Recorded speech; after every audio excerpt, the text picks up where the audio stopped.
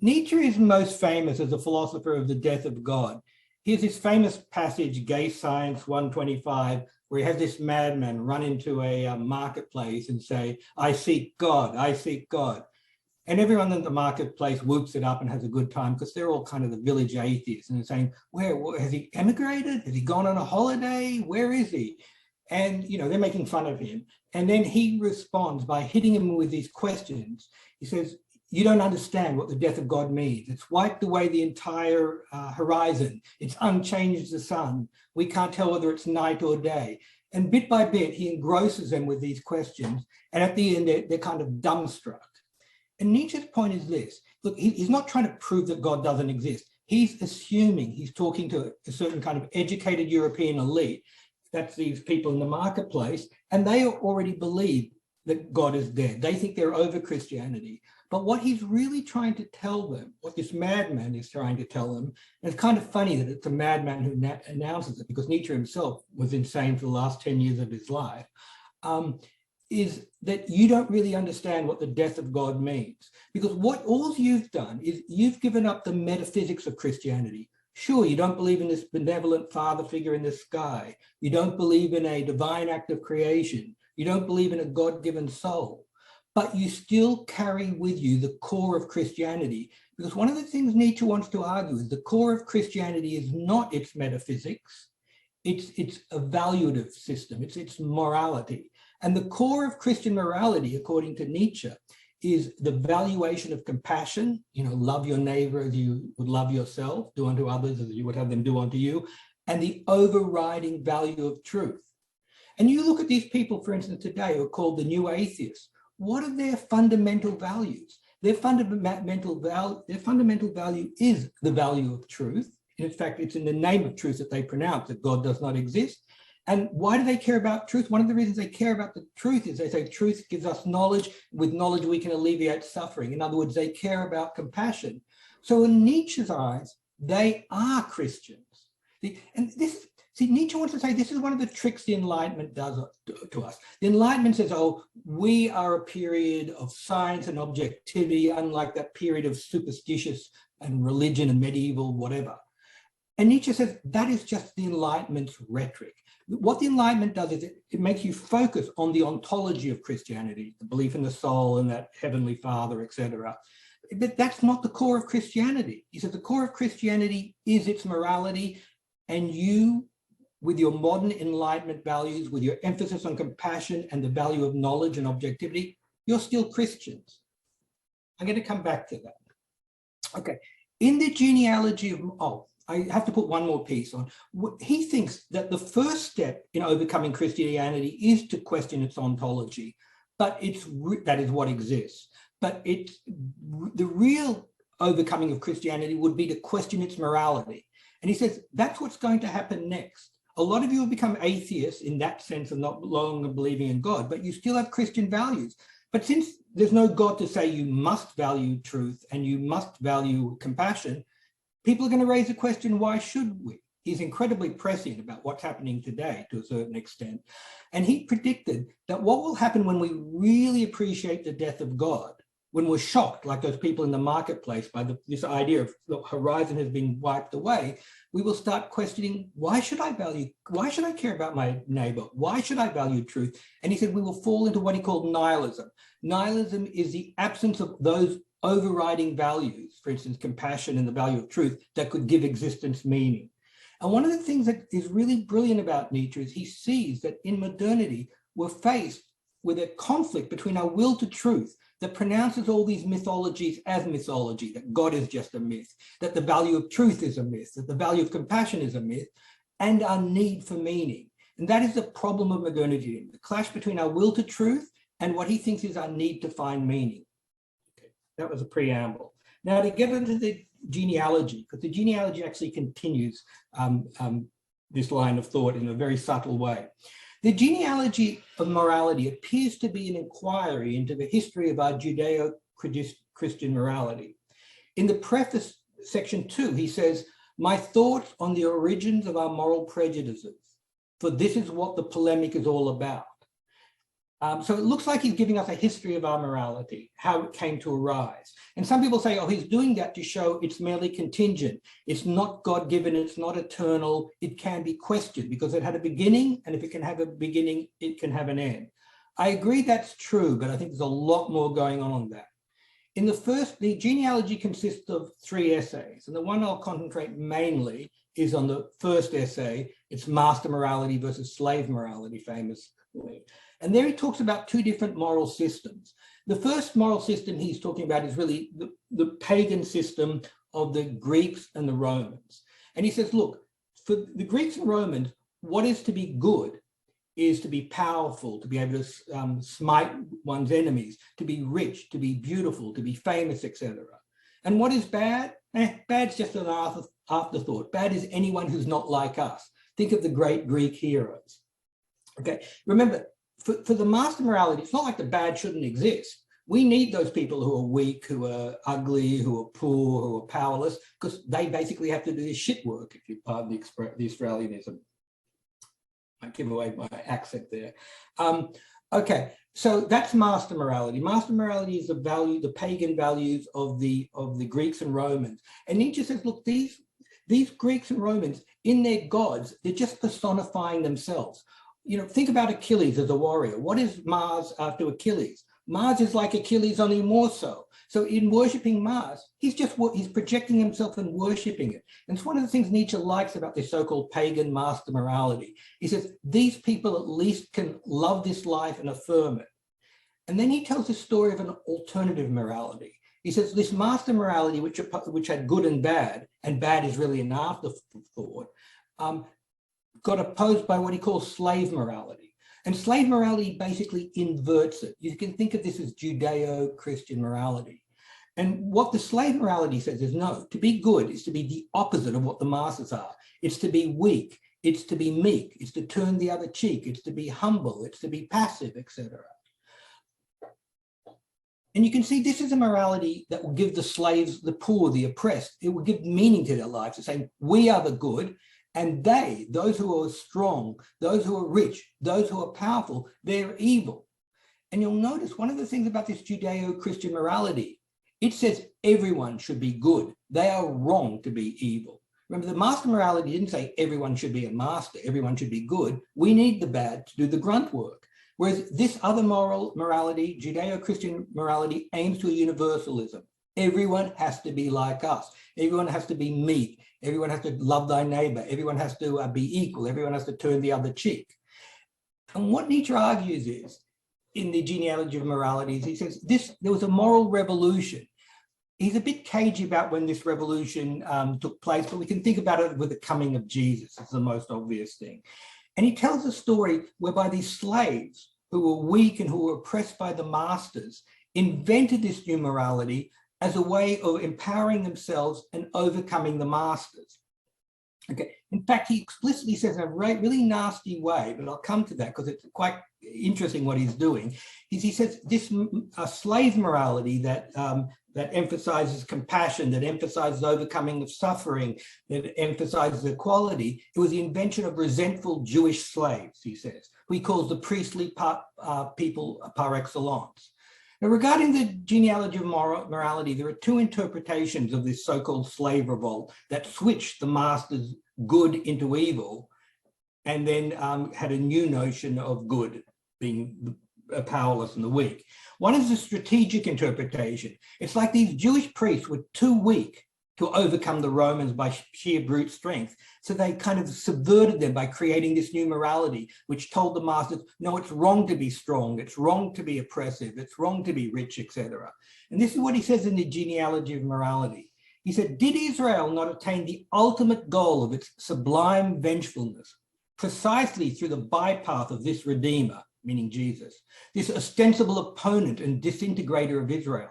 Was it not part of this secret, black art of a truly grand politics of revenge, of a far-seeing, subterranean, slowly advancing and premeditated revenge, that Israel must itself deny the real instrument of its revenge before all the world as a mortal enemy and nail it to the cross so that all the world, meaning the idiot Romans, namely all the opponents of Israel, could unhesitatingly swallow just this bait.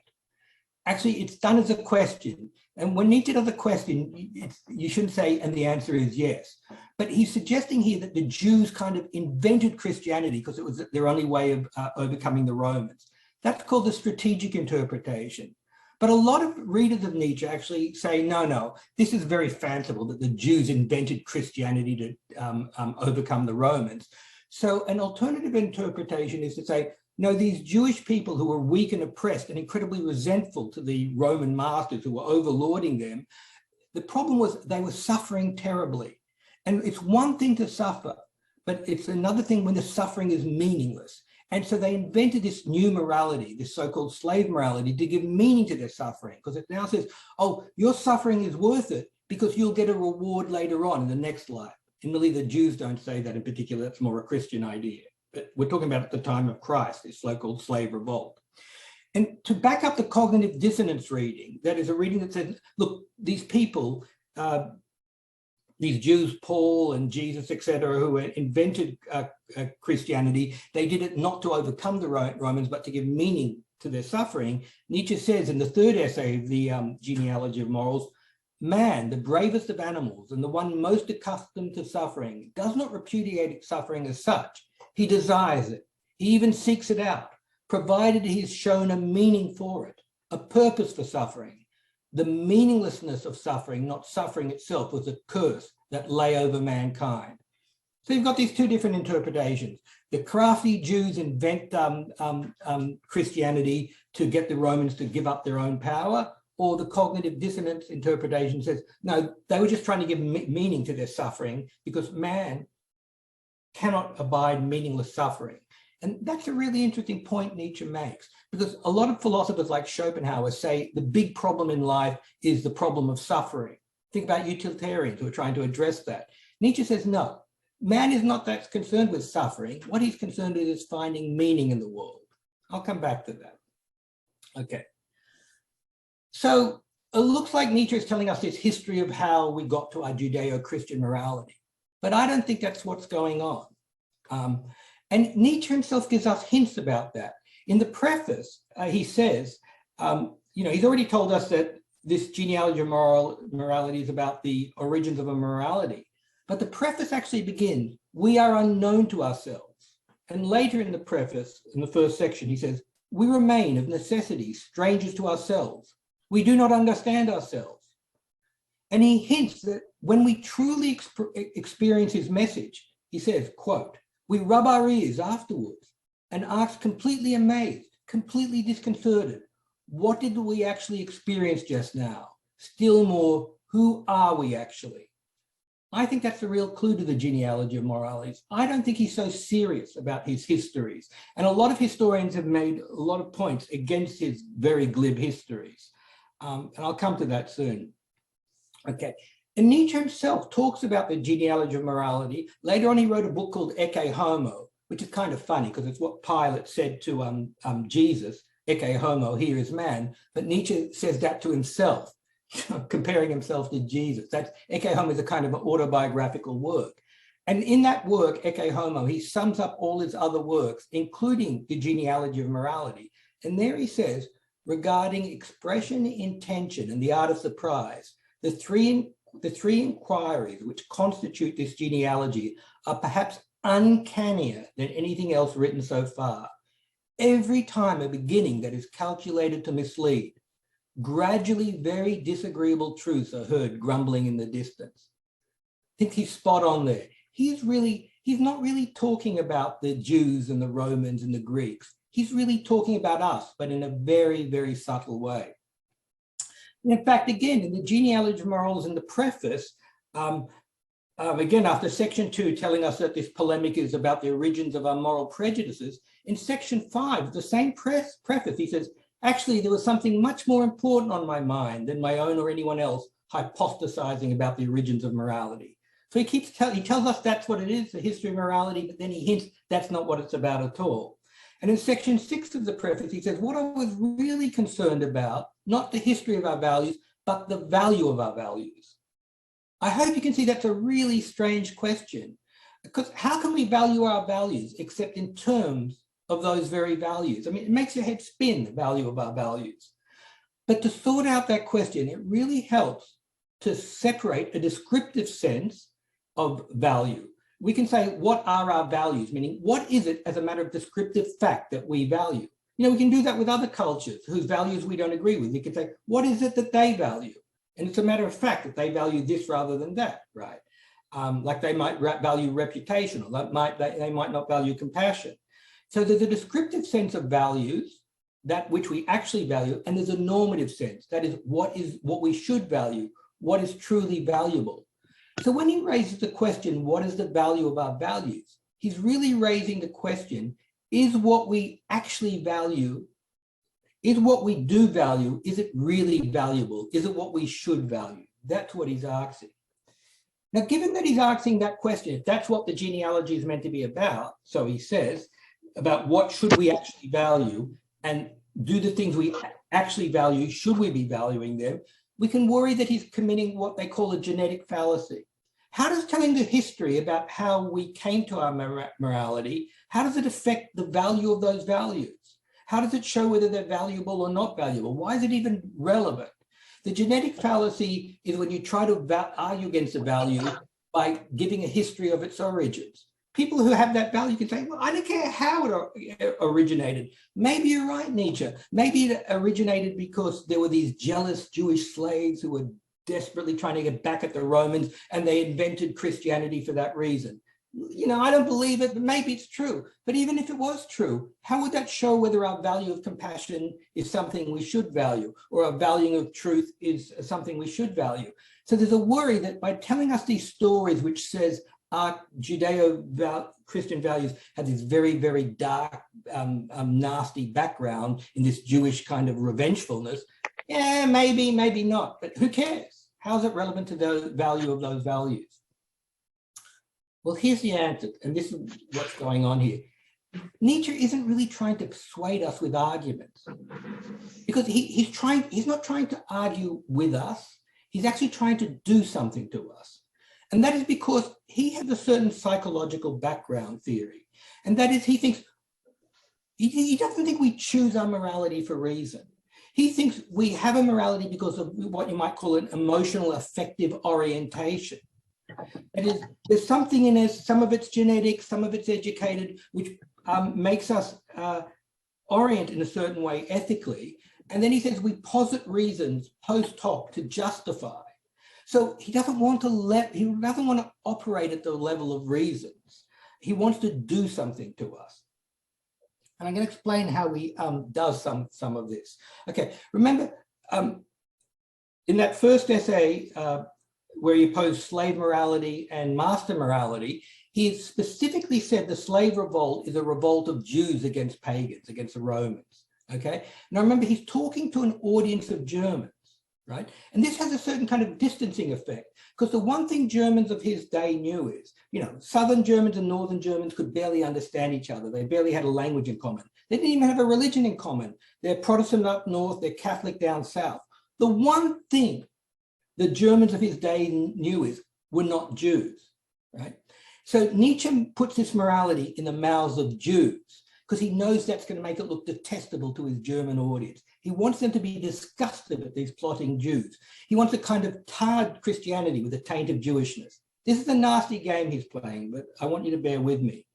He says in the first essay of the Genealogy of Morals in section 9, the redemption of the human race, namely from the Lords, is well underway.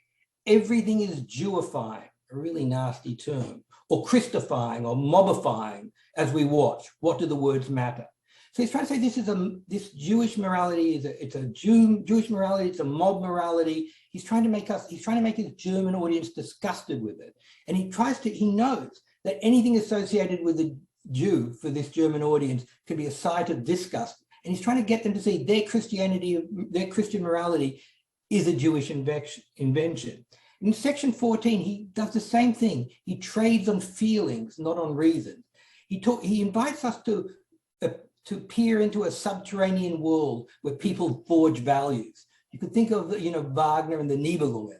Wagner plays the same game, I might add, right, regarding Jews. And he says, he's talking about these people inventing these new values. There is a cautious, malicious, quiet whispering and mutterings together out of all corners and nooks, like the Jews are secretive nook dwellers.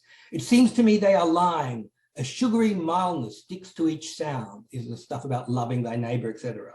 Weakness is to be lied into a merit. You know, they're too weak to take what they want, so they try to get it by saying, well, we should all care about each other. It seems to me they are lying. A sugary mildness sticks to each sound. Weakness is to be lied into a merit. They are miserable. There is no doubt.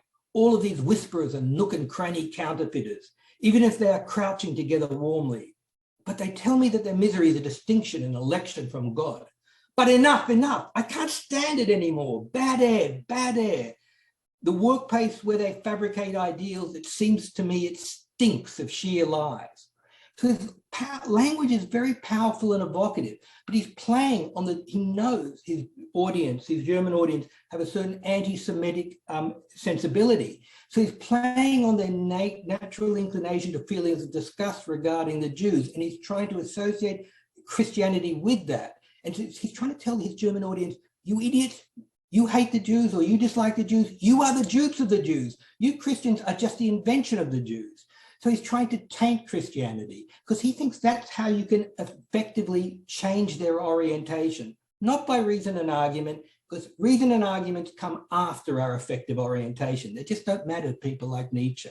They're, in some sense, you know, he's a successor to Schopenhauer, who says most of what we believe consciously is at the behest of the unconscious, and he's a precursor of Freud. The Jews for German are themselves uncanny. They're familiar, they're people who live amongst us, but they're totally strange. In section 23 of the third essay, we get one of his most uncanny displacements. So he asks there if there's a counter-ideal to the religious aesthetic ideal, this ideal that has succeeded the pagan ideal, this ideal that says to be good is to be humble, that the meek shall inherit the earth, that you shall be rewarded in heaven. And he says, oh, surely there's a counter-ideal now in our atheistic modern ideal of truth. We're going back to those people in the marketplace, the people who are atheists.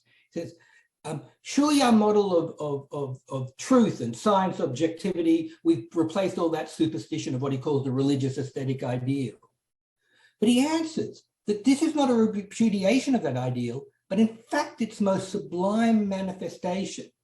Remember that point I made that he says the core of Christianity is not that belief in God, but belief in those moral values of compassion and the value of truth. So this is the point where his audience are meant to be shocked, because before he's talking about the Jews and his German audience could say, yeah, those Jews. But now he's talking about us and saying, you think you're above Judeo-Christian world? You are the Christian. In fact, in the Antichrist, he says, the Christian is the Jew, only thrice more. Thrice making fun of the Holy Trinity. So this is the point where we're meant to say, what did we just hear now? And who are we? Because Nietzsche is saying, you don't know yourselves. You don't know who you are. You are still the Christians. There are 2 points I want to make quickly here. One of the reasons he says we are still with our love of objectivity, and he's thinking specifically of scholars, think of university professors in particular, you are still like the Christian, because he says the Christian is someone who is resentful at his powerlessness in this world, so he looks down on this world and says, no, this world doesn't matter. What matters is the world to come, where I shall be king. Okay, so if you're a modern atheist scholar, you don't look down on this world and say, oh, there's a world up there that I'm going to reward in. But what you do say is, it's better to have knowledge about the world. It's better to be cool, to calm one's passion, to be objective, than to actually act in the world. The scholar's stance is to stand back and say, valorizing knowledge of the world as opposed to living in the world. Nietzsche thinks both the Christian scholar are people who feel powerless in the world. They try to disvalue the world. Someone needs to turn the microphone off. We're getting feedback. You all need to mute yourself. Okay, so he says, look, scholars are like the Christians in that they're people who are scared of this world, and so they say, I'd rather stand above the world and reflect on it than act within it. Sure, they don't say there's a world to come, but they say it's better to be out of this world passively staring at it than active within it. Okay. The other point he wants to make is that those of us who still are part of this scientific worldview who think that what counts is objectivity, and science and truth, we have this incredible valuation of truth. But where did that come from? We've got to look here and see there are two ways to value truth. There's an instrumental value to truth. You can say, oh, I value truth because truth helps me get certain things. It helps me survive. It's better to know which are the poisonous berries and which are the nutritious berries. That says truth is instrumentally valued. But as a matter of fact, that is not what we do. We of the Enlightenment say truth has a categorical value. That is, truth is to be valued above all else. Think about, those new atheists like Dawkins. They say truth is intrinsically valuable. But where does that come from? We can give an evolutionary account of why we have an instrumental value of truth. If you don't value truth at all, you won't survive very well. You'll eat the wrong berries. But that only gives truth an instrumental value. But that's not our stance. Our stance is that everything is to be sacrificed to the truth. But that categorical value, that truth is valuable, more valuable than everything, that actually comes from the Judeo-Christian morality, says Nietzsche. This idea that Jesus says, I'm the way and the truth, and no one gets to the Lord, the Father, through me. It's Christianity that tells us everything must be sacrificed to the truth. So Nietzsche wants to say our modern Enlightenment value of the categorical superlative value of truth is just an inheritance of Christianity. Yeah, we've given up the metaphysics of Christianity, God, the soul, etc., but we still have its value of truth, and we still have its value of compassion. And he says very beautifully, he's talking about, this appreciation of the death of God. He says in the Genealogy of Morals, he says, all great things perish through themselves, through an act of self-cancellation. And you'll note, Nietzsche's meant to be this hater of Christianity, but here he's saying Christianity is a great thing. And why is it a great thing for Nietzsche? Because it gave meaning to our lives for over 2,000 years. What he dislikes about Christianity is that he thinks it does it at the price of denigrating this, the one and only world. Anyhow, he says, all great things perish through themselves. Christianity is dogma. That's this idea of belief in the immortal soul, belief in the father figure, belief in a divine act of creation, perished through its own morality. What does he mean? He says, well, Christianity pressed upon us the value of truth. And in the name of truth, we end up pronouncing there is no God, there is no immortal soul, etc. And then he says, in this manner, Christianity as morality must also perish. What does he mean by that? He means this idea that truth is categorically valuable, that everything must be sacrificed to the truth. He also means the value of compassion. We stand at the threshold of this event. Now that Christian truthfulness has drawn one conclusion after the other, in the end, it draws its strongest conclusion, its conclusion against itself. This occurs when it poses the question, what does all will to truth mean?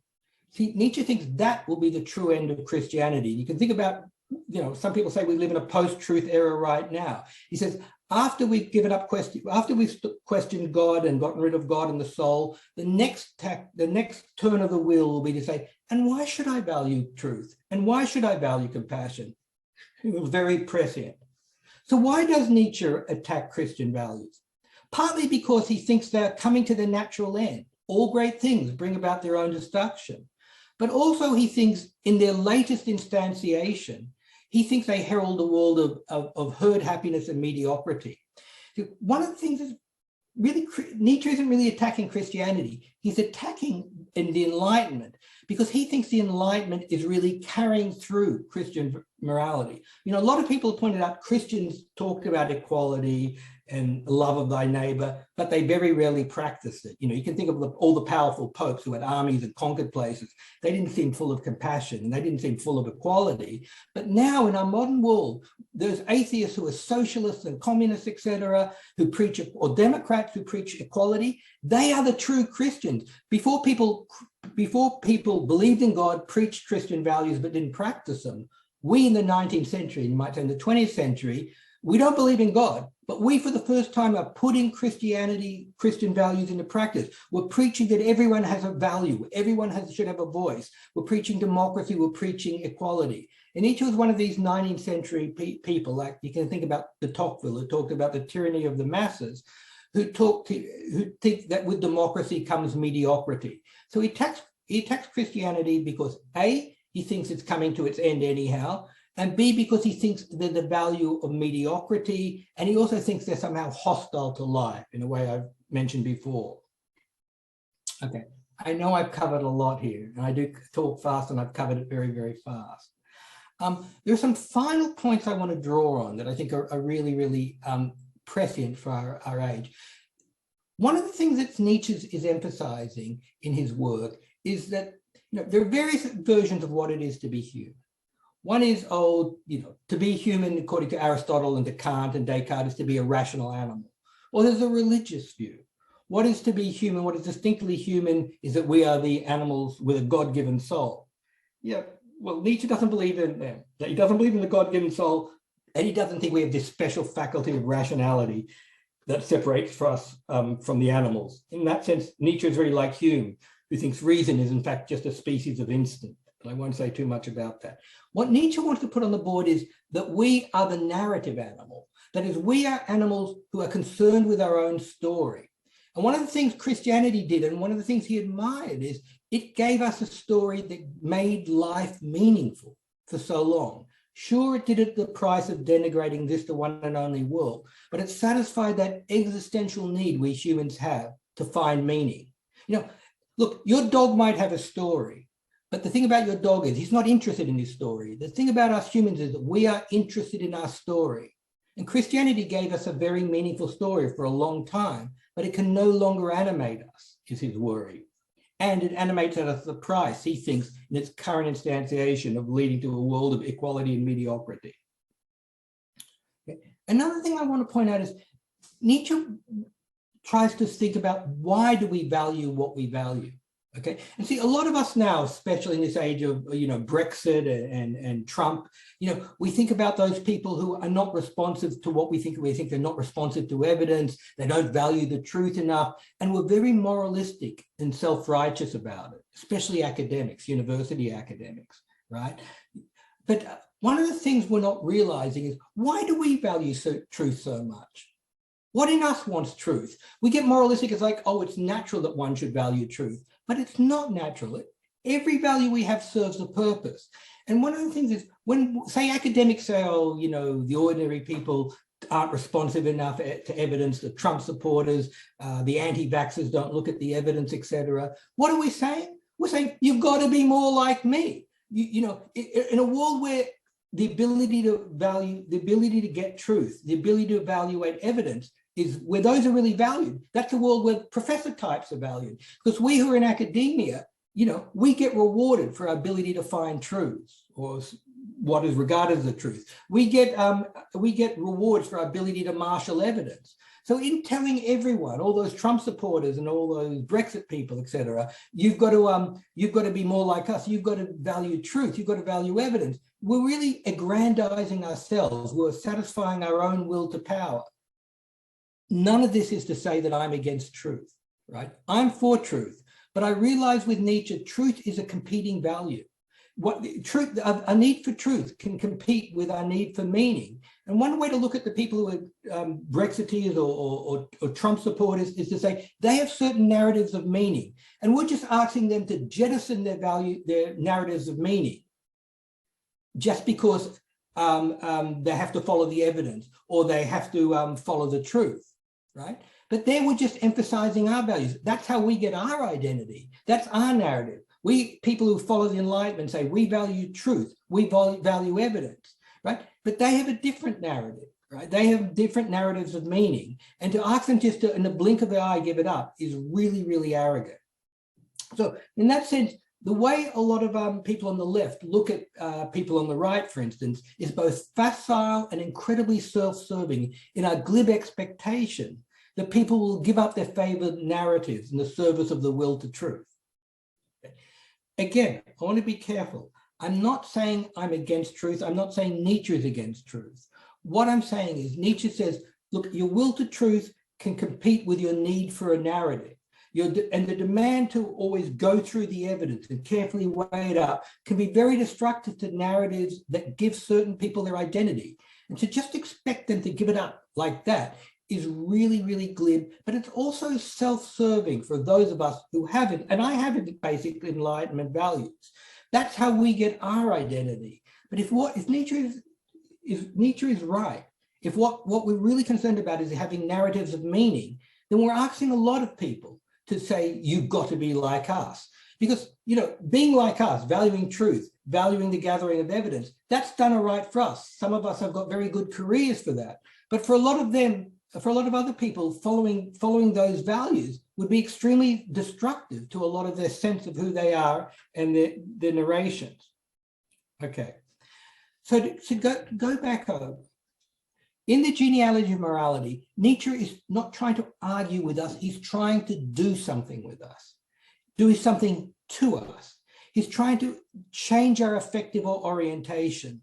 A lot of it is done in a really nasty way. He uses this rhetoric, which is, you know, after the Holocaust, it's not so longer visible, but it was a very known rhetoric in the 19th century called the Rhetoric of Failure, Jewification. Wagner used it. Marx wrote a piece called On the Jewish Question. Wagner wrote a disgusting piece called Judaism in Music. And what they try to do in this Rhetoric of Failure is they have certain values they don't like, and they try to make you disgusted with those values by associating it with the Jews, okay? It's not a nice game, but the reason Nietzsche plays that game is because he thinks what makes us choose our values are not, you know, reasons. It's not well thought out arguments.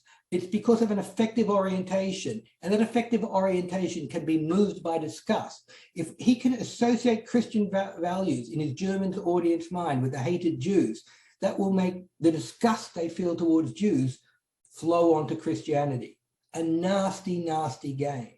But the point that we should take of this is that Nietzsche has this thought, and there's a lot of psychological evidence now to back it up, that moral orientations are not determined by arguments, but are determined by affective alignment.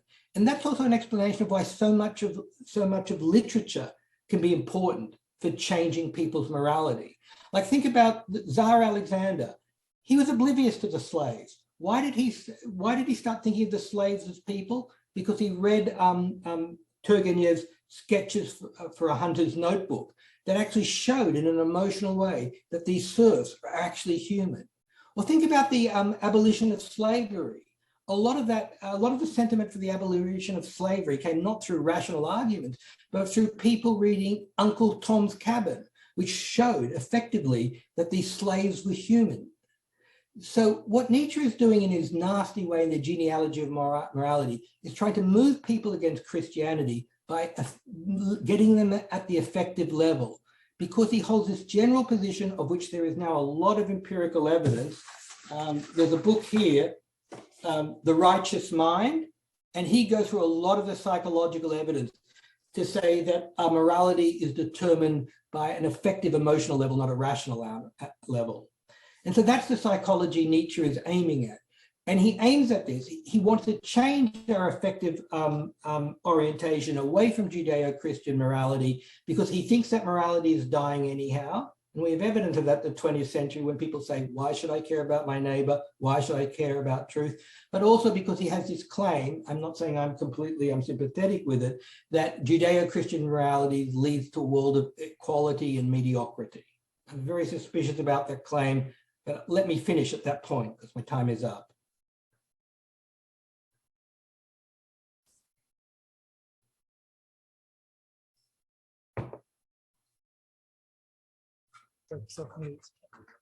Can you hear us again? I can hear you. Fantastic. Thank you so much. I don't know if you heard our round of applause, but I think we were on mute during it. But let me assure you, we had a very appreciative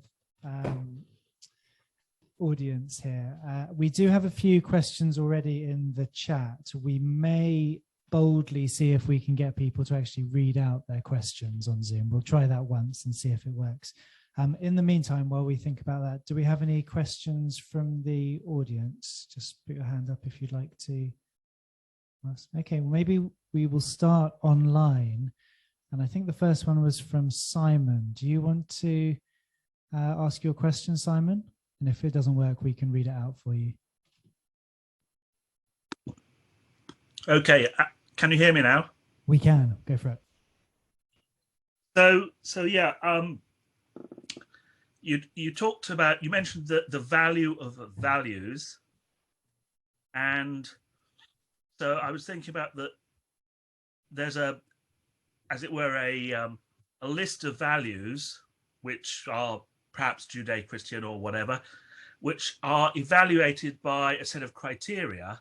So we have a sort of meta category of evaluation of values. So my question is, does Nietzsche suggest, or do you think, or do we think that we have alternative methods or different sets of meta values? So we might have an option as to how to perform that evaluation, and if so, how would we choose between those? Or, I mean, as I read it, there's a question about whether we actually have the free will to choose, or are we just subjects of the will to power, as it were, in the sense that Nietzsche was a great psychologist as well as a philosopher, and that maybe we can be aware of the concepts of good and evil, but actually the drive of our humanity is inherent to us and inescapable. So I wonder whether you could expand on that as an idea, the meta level of evaluating the values and whether we have choice in it. Yeah, the free will question is a really big question. I'm not sure I can answer that now, but you asked a lot, basically, and it's all very relevant to what Nietzsche is doing. The first thing is Nietzsche clearly, well, not so clearly from what I've said, and not even so clearly from that book, he has his own values. You can see what he really values is he doesn't care about the suffering. And yes, one of the things he says is, well, why should we value suffering that much? Why is Schopenhauer so obsessed with the problem of suffering? What he really values is creativity. In fact, it turns out he's an incredible elitist. What he really values is the great creative individuals. You know, on his list is Goethe's always on the list, Beethoven's always on the list, Nietzsche's always on the list, Wagner was on the list, then he got off the list, etc. He values great creativity. But imagine if Nietzsche said, who cares about suffering? All I care about is creativity. People would say, yeah, that's what you care about. Why should I care about? That's his meta value. So he can't argue like that. So what he does is, he's very crafty. He makes the values we have, like this caring about others, this compassion, etc., look kind of self-serving and look kind of nasty and manipulative, etc. So he tries to problematize those values rather than just announce his values. But there is something that's going on here that he does believe about our very nature. See, he thinks we're composite people. We're built up of our history. He knows there's part of us that can resonate to master our values. And we kind of look at those Greek heroes who went about butchering and slaughtering all over the place, and we think, yeah, that's pretty vicious. But we can kind of admire their self-assertion, their strength, their beauty, their ability. Because what Nietzsche says, and when he first talked about master morality and slave morality in Beyond Good and Evil, section 260, he says, actually in all sophisticated people, there are both moralities. There's a war in the moralities. Now he thinks, as a matter of fact, Christian morality has come to dominate us in modernity, especially in, the modern 19th century with the values of equality, democracy, and socialism, the real realization of Christianity. But he says there's parts of us, suppressed parts of us, that can still resonate to those powerful Greeks and admire them. And so what he's trying to do is he's trying to change our affective orientation. He's trying to weaken the hold of those Christian morals on us and strengthen the suppressed hold, the repressed hold of those pagan values on us. And why does he do all that? Because exactly what you say, he's got his own evaluative standpoint. That is, he wants to liberate people, especially he doesn't care about the hoi polloi. He actually says, let the values of the herd, meaning Christianity, rule in the herd. But he says the problem of Christianity, he says everyone has to have our values. But he thinks great creative people should free themselves from Christianity to, follow their own star, so to speak. And in fact, he was incredibly effective. People like Thomas Mann, Hermann Hesse, Rilke, D.H. Lawrence, Courvoisier, they're the ones who read Nietzsche and said, yeah, I'm not going to stop worrying about the herd. I'm going to stop worrying about conventional morality. I'm going to pursue my own star. And those are the people he didn't care to speak particularly to university professors. Those are the really creative ones. That's who he was aiming at. So that's part of the answer. Now, on the free will thing, Nietzsche does, I'll be very brief because it's such a big topic. Nietzsche does think we're all enmeshed in the causal order. But his book is in that causal order. His book can be one of those causes. And as I've just iterated, it was one of those causes. It's one of those things that caused people like D.H. Lawrence to say, yeah, I can forget conventional morality. Conventional morality is for the herd. I'm going to find my own moral values. I'm going to find my own star. I'm going to follow my own creativity. So Nietzsche thinks very much we're enmeshed in the causal order. But he thinks his book is part of that causal order. It can be an influence for liberation, as in fact it was for so many readers. Thank you. Thank you. We have another question in a second from Paul, so we'll ask you to unmute. We've also got one in the audience here. We'll come to you next. I wanted to chip in quickly on that question of Enlightenment values, and are we just asking people to abandon their cherished beliefs and being glib about that? When you look at the kind of classical defenses of liberalism and the scientific approach to government and so forth, it isn't the idea that provides a way of resolving disagreements over values without violence. And I wonder what Nietzsche would have made of that, or what you make of it. Well, I'm not going to answer, it's a Nietzschean answer, but I'm going to answer in my own voice here. I think, look, the point is, that has done very well for some of us. The liberal democratic capitalist society has done well for some of us, but there are a hell of a lot of disenfranchised people. And to ask them to just hitch themselves to Enlightenment values, what the hell do they feel Enlightenment values are doing for them? Maybe it's done for them, that's created a world that's, materially rich. But at the moment, there are a lot of people, especially in America, who feel radically disenfranchised, who think the political elites, Republicans or Democrats, are just serving a small minority. They feel economically disenfranchised. They feel politically disenfranchised, and for them, they just don't feel that it gives meaning to me as a professor to follow Enlightenment values, because I care about the truth, and I care about being responsive to evidence, but how would it give meaning to their lives? They get a lot of their meaning through religion, through their national identity, the things about guns and racial identity and stuff like that. I'm not sympathetic to any of that, but I see it's a narrative of meaning for them. And that's what Trump and that's what Johnson appealed to. Said, look, they've got certain narratives of meaning. Remember, when Brexit came along, what did the Remainers do? They treated us as homo economicus. All we're concerned about is how economically well we'll be. What they didn't see is what was at stake here was a narrative of meaning, and Johnson provided a narrative of meaning. It's a meaning of our Britishness, our race, if you like, if you're the Trumpists, etc. Those are narratives of meaning. And what I'm saying is glib, is to say, the idea that we should demand that everyone freely subscribe to these Enlightenment values, which have done so well for some of us, is a pretty unfair expectation. That they're meant to, for instance, that they're meant to give up their Christianity. If the evangelical Christians in America, that's central to their meaning. That's central to their sense of who they are. If they were to give up that and become Enlightenment values, they just see themselves as poor schlubs, basically. It asks a lot. Got it. Thank you. Let's go to you, Paul. Do you want to try to come off mute and ask your question? Can everybody hear me? We can. Go for it. Good. Regarding the first essay in the genealogy, do you think the potency of Nietzsche's question of man having a regressive trait and living at the expense of the future still resonates today? And does the idea of man never reaching his highest potential represent a continuing trait also? And ought Nietzsche's danger of morality still being viewed as a danger of all dangers when politicians engage with us, especially regarding the environment? If the answer is to all these questions are yes, does this actually challenge the accusation of the genetic fallacy in the genealogy you mentioned earlier? Okay, the stuff you've said that will be a bit difficult for our audience. I'll do some. Yeah, sorry. In the preface, he says one of the questions he answers is that perhaps these Christian values have been inimical for man reaching his highest potential.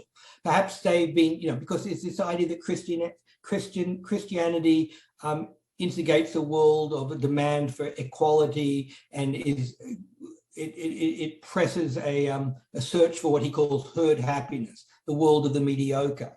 And so maybe it's helped stop the flourishing of the highest individual. Maybe it's a degradation of mankind. So he says. I personally find this pretty far-fetched in a certain way, because think about the people he admired. They're all a product of the Judeo-Christian world. Beethoven, Wagner, Goethe, Nietzsche. They're people who grew up in the Judeo-Christian world. The Judeo-Christian world led to a lot of great people. It's Westerners he mainly admires. He's got a pretty tin ear to stuff that comes from the East. So his idea that Judeo-Christian values are inimical to the flourishing of man is hard to take. Now, one thing he can argue in his favor is that, okay, I'll admit to you that before, in the Judeo-Christian world, a lot of great individuals arose. But that's because Judeo-Christian values were only preached. They weren't practiced. But now in the 19th century, with the drive to equality, with the drive to democracy, we're actually having a realization in an atheist way of those Judeo-Christian values, and it's going to be an age of mediocrity. But people complaining my age is an age of mediocrity, it's an old story, and I don't see how you measure those things. So I'm not that sympathetic to that part of Nietzsche. I am sympathetic to Nietzsche's idea that there's a certain kind of hatred to this world involved in Judeo-Christian morality. But the idea that it's inimical to the highest flourishing of man, I don't see what his evidence for that is, frankly. That's part of an answer to your question. Although stuff about the genetic fallacy, I think, as I said in the talk, I just don't think he cares about it, because genetic fallacy is about giving bad reasons. And I don't think Nietzsche's really in the reasons game. He's trying, because he thinks morality isn't about reasons, it's about affective orientation, which is done at an emotional level. So I don't think he cares about the genetic fallacy. He mentions the genetic fallacy in the gay science and other things. He's quite aware that give the history of the value, doesn't pronounce anything about the value of that value. But then he goes and does the history, the genealogy of morals. Why?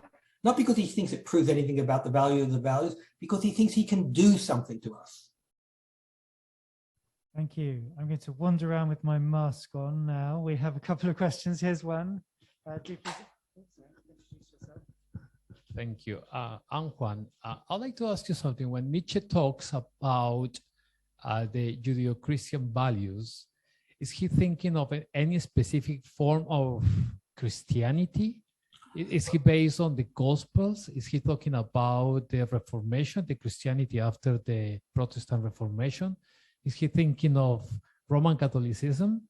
Because there is different expressions in all of these forms of Christianity, and just homogenizing them, talking about Judeo-Christian values seems to me too vast. What we are talking about when we talk about Judeo-Christian values in Nietzsche's terms.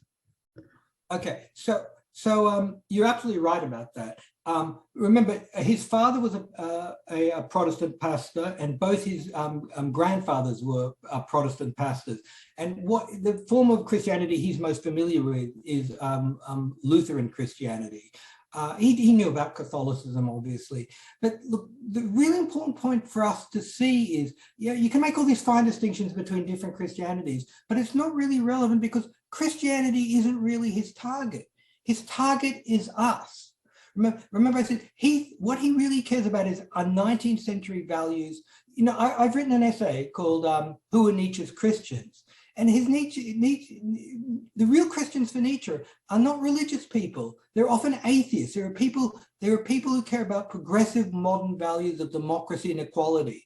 Values he thinks originated in Christianity, but are getting their first realization beginning in the 19th century and then developing in the 20th century. So all the distinctions between Christianity won't matter to him. He's saying there are values that we moderns got from Christianity. This value about the overriding value, the categorical value of truth, the categorical value of compassion. He's saying those are very strong values in modernity, and they came from Christianity. So all the talk about Christianity is really irrelevant. We are strangers to ourselves. That is part of the strangeness. We are even we atheists, and I'm an atheist, we're the inheritors of Christian values without really realizing it. We are continuing a form of Christianity.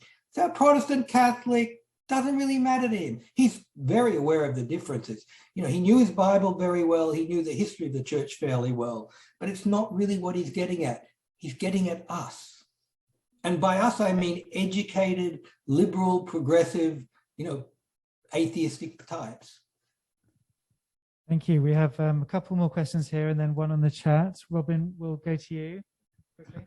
Hi, Robin Strachan. Hi. I'm the sort of token psychologist around here. And basically, you talked about psychological background theory in terms of the generation of norms. Yeah. What do you think Nietzsche would make in his modern parlance in terms of modern psychology, psychometrics, and personality theory?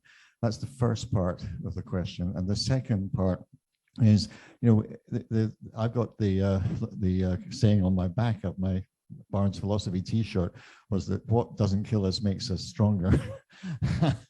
And was he actually was he a Stoic? Was he someone who kind of wanted to take time to reflect and think about what was causing things to happen? Well, he's trying to give causal stories, but I think he's not really interested in the causal stories to get the stories right. He's interested in their effective value and their even propagandistic value. You mentioned psychology. I think Nietzsche would get a lot of solace from a lot of the experimental work that's being done in psychology. That, you know, there's a lot of work to show, you know, where they do these tests of 200 people with various questionnaires to find out what their real values are and where their values come from. And I think you take a lot of solace because a lot of that shows that so much is determined by non-conscious means, and that narratives are very important to our morality, etc. And that reason is, as this guy says in The Righteous Mind, he talks about the rider and the elephant. And he says, you know, we have this affective orientation, instincts, etc., drives. And Nietzsche talked a lot about drives. That's the elephant. And the rider doesn't really determine where the elephant goes. The rider gives justification for what the elephant is doing. And Nietzsche is very much in that background. And I think he'd take a lot of solace from empirical psychology. I'm not sure how much I'm answering your question because there are some terms you use that I'm not completely familiar with, or I'm not sure how you're using them.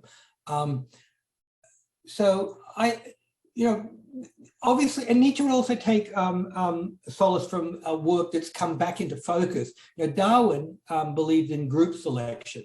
Like Darwin thought quality of sociability has been selected at a group level because groups who are more sociable stuck closer together and would do better in surviving against other groups who had less sociability. And then in the 60s and 70s, a lot of people said, no, there's no such thing as group selection. There's only individual selection. Qualities get selected in an individual because it enhances his reproductive ability against other individuals in the same group.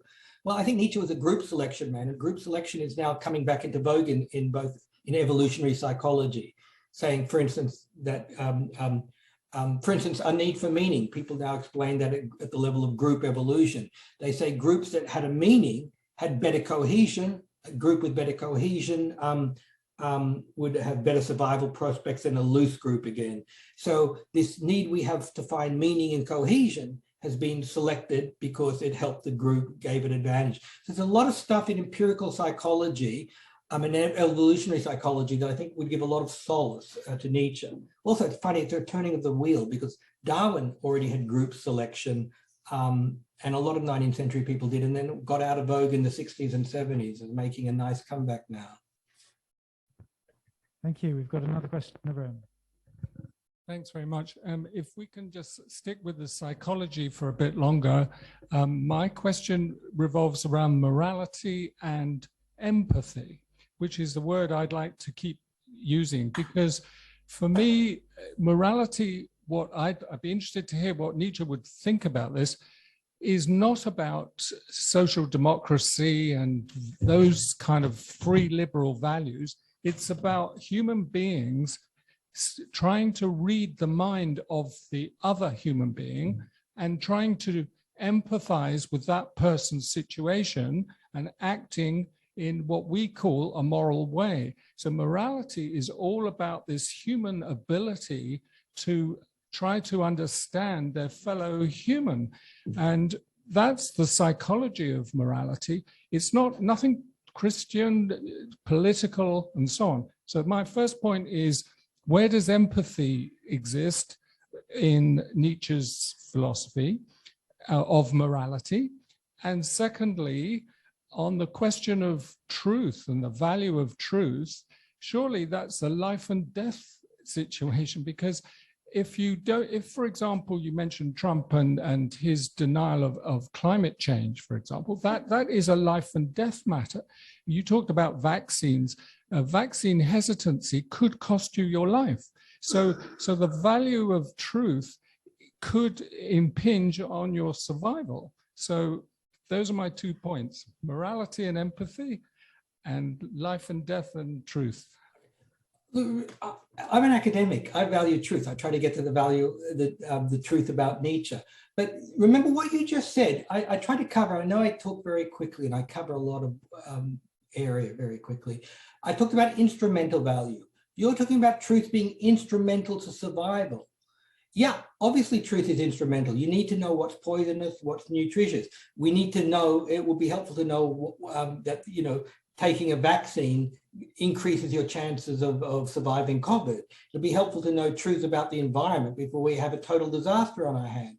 That shows that truth is instrumentally valuable. But that's not that's not our position in the Enlightenment. We tend to treat truth as an overriding value. Everything should be sacrificed to the truth. Nothing is more valuable than truth. And Nietzsche is pointing out that does not come from evolution. That, he says, so he claims, comes from our Christian heritage. So he's trying to make a genealogical point about where did this overriding value of truth come, where we value it beyond its instrumental usefulness and see it as an end in itself. But he also makes an important point. He says, we should also question whether truth should be an end in itself, because we also need to have narratives of meaning. And often our will to truth can eviscerate the world of all value. We can see values as just human projections, and then we have a meaningless world and we face nihilism. So those are the points he makes against the will to truth.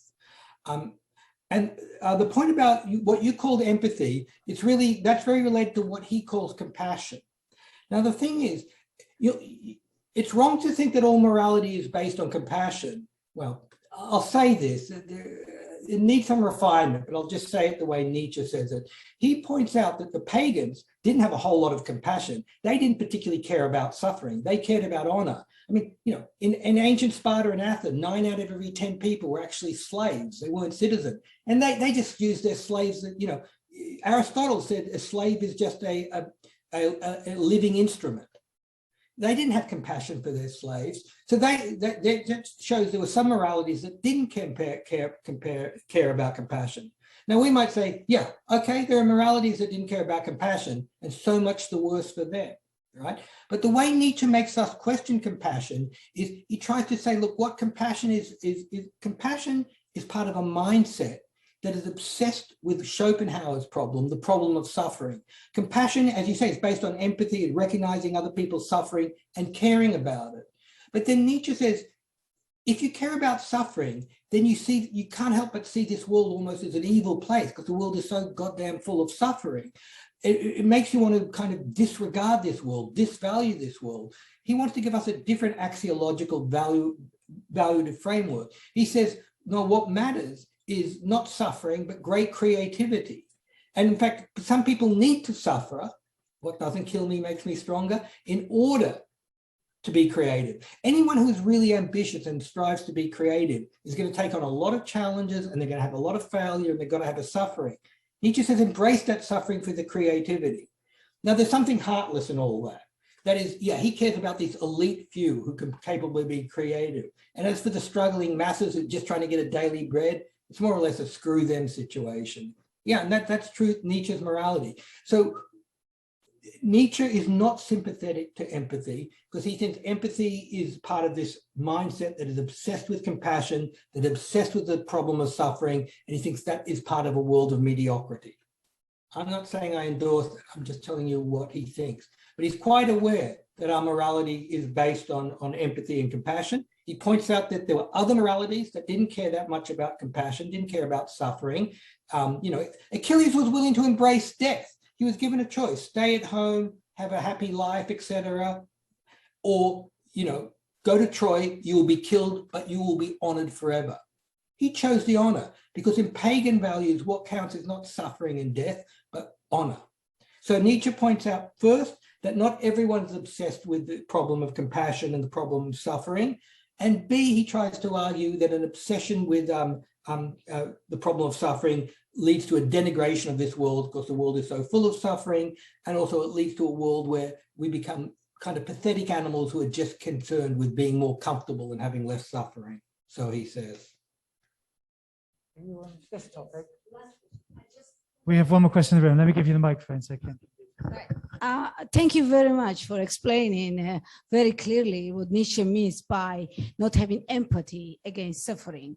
And actually, you reminded me the story of Jesus, and my feeling is he's copying the Jesus because Jesus did not care about suffering. So if you think about deep down, Nietzsche was Christian because she was fighting himself subconscious against his deep upbringing Christianity. So he was angry that he was brought up Christian, and then he was actually against these values which he wanted to liberate all the world and be absolutely free from the influence of any religion, any source, including Judaism, Roman, Catholic, anything. So that is actually deep down who Nietzsche was. So I would like to see what you think of that. Because I think he values, I agree that honor better than be nice without suffering. And Plato said unexperimented life is not worth of living. So actually he is someone like Picasso. So he takes from Impressionism and takes from the normal art and creates Cubism. And then he took from Greek original philosophy, mixed up with Christianity, and come up Nietzsche. Thank you. There's a lot there again. Nietzsche actually wrote a book called The Antichrist. And there he actually quite admires Jesus. He says the real brains of the outfit, and a lot of people say this, the real brains of the Christian outfit was St. Paul, who invented Christianity. Now, Jesus just saw himself as a someone trying to reform Judaism. And he says something beautiful about Jesus. He says there was only one Christian and he died on the cross. So he thinks Jesus was the only real Christian in a certain sense. But he also calls him, and this is following Dostoevsky, he calls him an idiot. And that is because he admires Jesus, because he says Jesus was someone who had no resentment. You could do something to him, and normally, if you kick me, part of me wants to kick you back. But he thinks Jesus was a freak of nature. You could do something to him, and it was water off a duck. He just didn't care. But he says Nietzsche was a naive. That's why he calls him an idiot. Because Nietzsche has this beautiful version of Christ. He says, Jesus, Paul is completely wrong about it. Jesus is not saying, be good here, and then you'll get some reward in the next life. He was saying, Jesus was preaching this life could be heaven. We could have heaven on earth if we could just overcome our resentment. See, Nietzsche, like Jesus, really disliked resentment. We've already seen that from what I said about the first essay in that so-called slave revolt. And Nietzsche himself, he himself was a person of resentment, was really very much trying to overcome his own resentment. But he thinks Jesus was an idiot because Jesus just didn't experience resentment. So he couldn't tell us what to do because he didn't understand what it's like to be us. He didn't understand what it's like to be human. He didn't understand that it's just part of our nature. When we're kicked, we want to kick back. He just wasn't like that. In that sense, he was an idiot. Now, as for Nietzsche being like Jesus, think about a noble. Who does Hector fight? So who does Achilles fight? He doesn't fight his own slaves. They're just instruments. He fights someone worthy of himself. He fights Hector, another noble. Nietzsche is very careful in the enemies he picks. His big enemies are people like Plato, Socrates, and Paul, to a lesser extent Jesus, because of the reasons I've just said. He finds enemies worthy of himself. Right? He prizes himself in this noble spirit of fighting someone who's worth fighting against. Now, there was one last point I wanted to make about Jesus, but it now it slips my mind. Someone else asked a question and it'll come back to me. We can come back to Jesus, as they say. I think we have a question on the chat. Chris, do you want to unmute yourself and get a ruling on this question once and for all? Oh, hang on, we've got a follow-up. I just want to, I know what the point is. This point about Nietzsche being a Christian, there's something deeply right about that. Because if you think, not so much Christian, but if you think about what is the core of all religions, the core of all religions is trying to make this world meaningful, right? And that is what Nietzsche is interested in. He wants us to find meaning in the world. Part of the problem with things is Christianity just for so many of us can't do it anymore. But Nietzsche is one of these people who thinks it's fundamental to us that we should be looking for a world that is meaningful. In fact, in his book Zarathustra, he considers this person called the last man. And the last man, he says it so beautifully. He says, the last man asks, what is a star, and blinks. That is, the last man is this man who says, I just want to be happy. I just care about my creature comforts. I just care about my family, my corner office. And as for the world having meaning, screw that, I don't care. The person Nietzsche hates much more than the Christian, is the last man, because he knows he has nothing to say against the last man. You know, Nietzsche goes on about creativity and the need to find meaning, and the last man, good for you, I don't care. Nietzsche thinks that makes man contemptible. So if you see the core of religion is trying to take us beyond our own little lives to something bigger, in that sense, Nietzsche is a religious thinker. That's a point I wanted to add. Sorry. Okay, thank you. Thank you. Chris, over to you. Yes, it's all interesting stuff. And I think I'm probably a Christian atheist on your, or Nietzsche's definition, which I'm happy with that label. But having studied a little bit Nietzsche in the past, I'd always got the view coming down that he wasn't anti-Semitic, that it was actually a misinterpretation of him by his sister, which led to all the Nazis drawing on him and everything.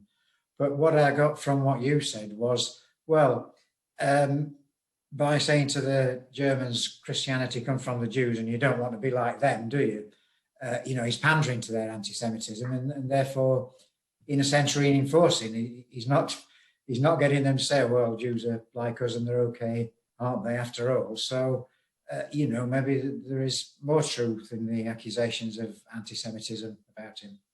Okay, it's an extremely complicated issue.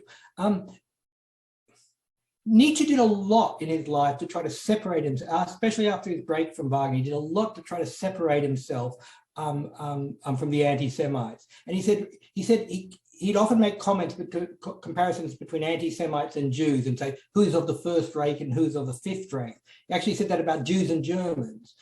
You know, the Jews are, look, anti-Semites, a typical charge of anti-Semites is to say that Jews aren't creative, they're just copy.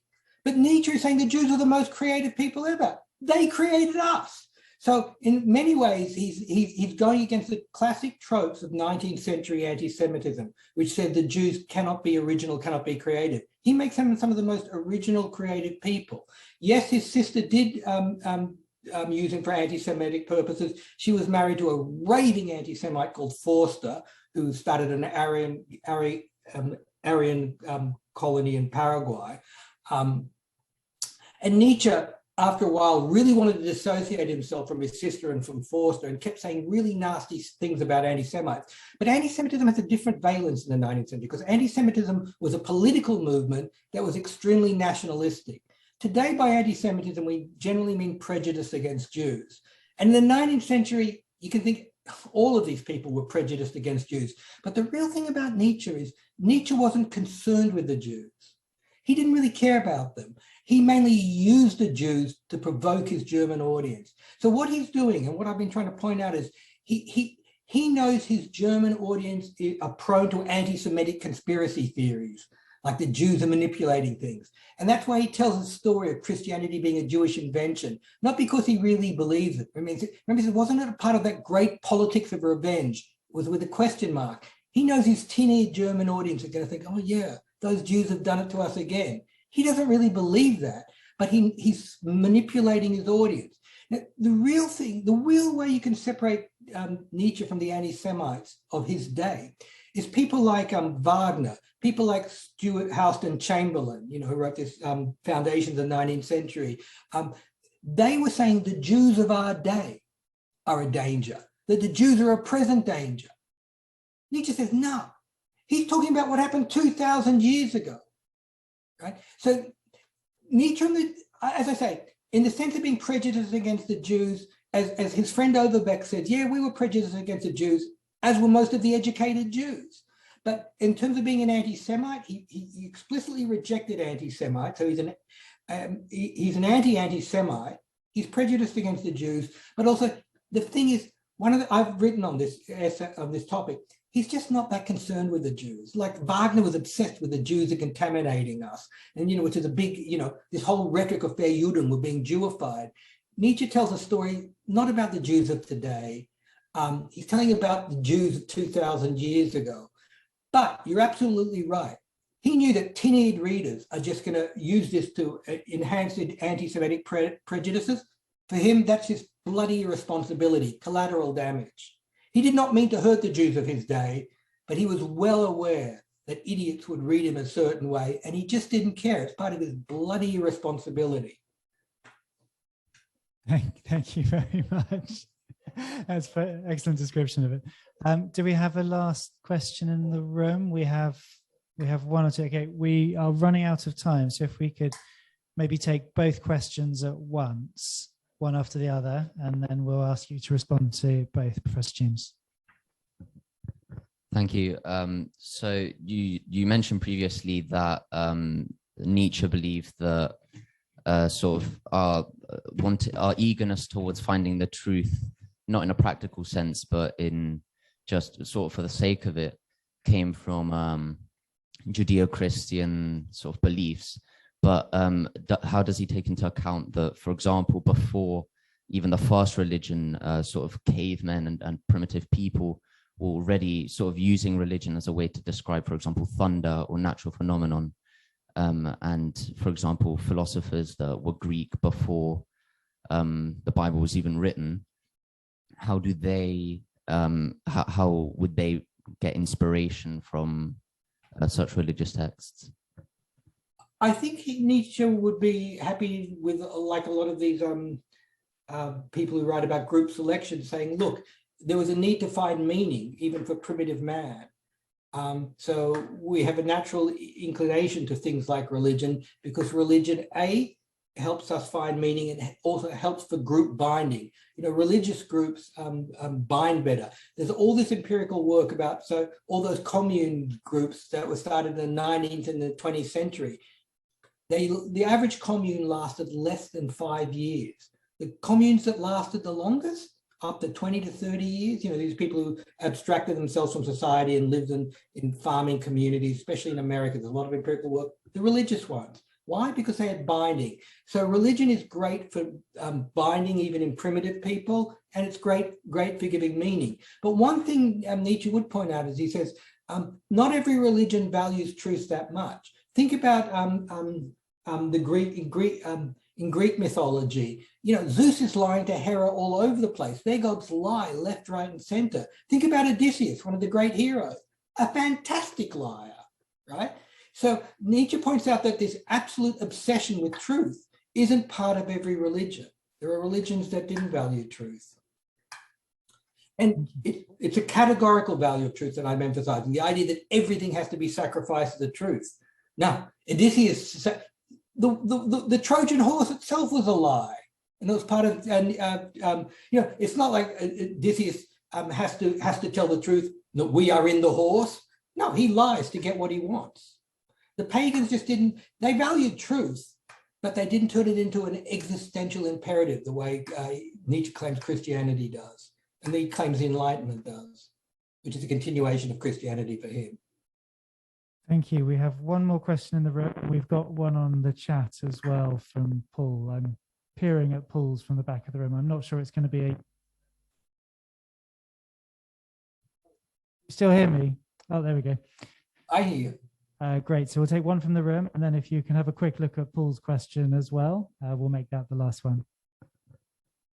Okay, Paul, if the individual narrative can be viewed as priest perspective and opposing alternative views seen as a herd morality, does this place resentment at the heart of the recent discontentment in our world as a type slave revolt independent of the actual truth? Does this lend itself to the beliefs of alternative facts? I'm not completely sure I'm digesting it. Herd morality and priest morality are the same, because priest morality is the Judeo-Christian morality, and he thinks that is a herd morality. It's a morality that makes things safe for members of the herd, because it says, you know, you've got to be caring, compassionate, you should care about, treat each individual as valuable. So I'm not quite getting this opposing herd morality and priest morality, but maybe I'm misunderstanding you. But yes, Nietzsche does think that resentment is key to a Christian morality, and he thinks it lives on now. He thinks all this emphasis on equality and overcoming suffering is typical of creatures of resentment, that stronger creatures who don't have resentment are willing to embrace suffering because they think suffering is necessary for their greatest creative tasks. Does this lend itself to the beliefs of alternative facts? You know, it's a complicated thing about, you know, how the beliefs about alternative facts. I think what's happening there to a certain extent, I'm not answering completely in Nietzsche's voice, is that certain narratives are being foisted on people, and the need for meaning is so overwhelming that they'd rather not acknowledge those as facts and come up with their alternative narratives. That they're so invested in their narratives that they turn down their sensitivity to evidence. That is, they look for evidence that's in favor of their view, and they give it a very high mark and rate it very highly. And any evidence against their views they try to avoid. Just listening to Fox News. Okay, that may be one way of doing it. But why do they do that? You know, we think, oh, how appalling, they're insensitive to the evidence. But what they're doing is they're preserving their narrative, and they want to preserve their narrative because it gives meaning to their lives. And Nietzsche was right in saying it's a human trait to try to find life meaningful. Thank you. We will take our final question in the room. Do please introduce yourself. I'm Sean. Great talk. Just a very quick one. Some books you could recommend now. You mentioned Jonathan Haidt, and a lot of people seeking for truth. You've seen me batted back and forth between, you got Kahneman here, then you got Harari, and Steven Pinker's got his new book on rationality. Do you have any kind of favorites or people you could recommend? Where should we go for truth? Final question. Yeah, before I became a Nietzsche scholar, I was a philosopher of science, and I did my PhD actually on the intersection of logic and probability theory. So I actually think science gets you to the actual truth about the world. But one thing I'll say is, and one of the reasons I started doing Nietzsche is, it's one thing to get to truth, but then you want truth that is meaningful, right? I think Nietzsche's right, that we are creatures who search for meaning. And, you know, like when I did articles in logic, I used to think, well, if I proved a theorem, that's mine for life. But at a certain point in my life, especially after my son was born with a lot of complications, I said, this is, okay, these theorems might be true, but why should anyone care about it? The most interesting thing in this earth are us humans. And, you know, this science is not great at telling us all that much about the humans, though psychology is getting better now that it's more evidence-based. And people like Nietzsche, I think, they're wildly speculative. And in the end, it could all be hot air, but at least they're speculating about us. So, you know, if you want just truths, I think there's no better place to go to science. But the trouble is getting truths that are about the most interesting thing about us. And there you have to go to psychology. And I actually think psychology is a very weak science. It's what I call epistemologically infirm. That is, it makes great, interesting speculation, but sometimes I wonder what the evidence is. I think only now with certain experimental psychology is getting nearer to getting a decent evidential base. But even then, I think it's pretty weak base. not much of an answer, and I'm not naming any particular books. But if you want some hardcore truth, you could read some stuff in physics or biology or chemistry. But for me, then it's just not that interesting, or logic. But they're not about the most interesting thing on the planet, us. And in terms of a Nietzsche recommendation, would you point us to the genealogy? I would say read the Genealogy of Morality, especially after this lecture. I think that's his most accessible one. The one that someone's holding up there, I can't see his name, Beyond Good and Evil. It's got lovely bits in it, Simon, but it doesn't stand together as a whole. So a lot of Nietzsche is like that. Oh, you know what I would recommend for fun? Read The Antichrist. It's a complete rave. It's a complete rave, but it's very, very funny. And it has, it has this wonderful lines like, there's only one Christian and he died on the cross. A lot of people think Nietzsche was going slightly mad when he read it. Maybe, maybe not. But the animus it shows towards Christianity is kind of hilarious. And it makes some deep points about Christianity, especially about St. Paul as the brains of the outfit. Great, thank you very much. We're out of time. I am hugely grateful, as I'm sure our audience is, to you for giving us a fantastic talk. Thanks for your great questions. They were really helpful. You really allowed me to put more pieces on the board. That was very helpful.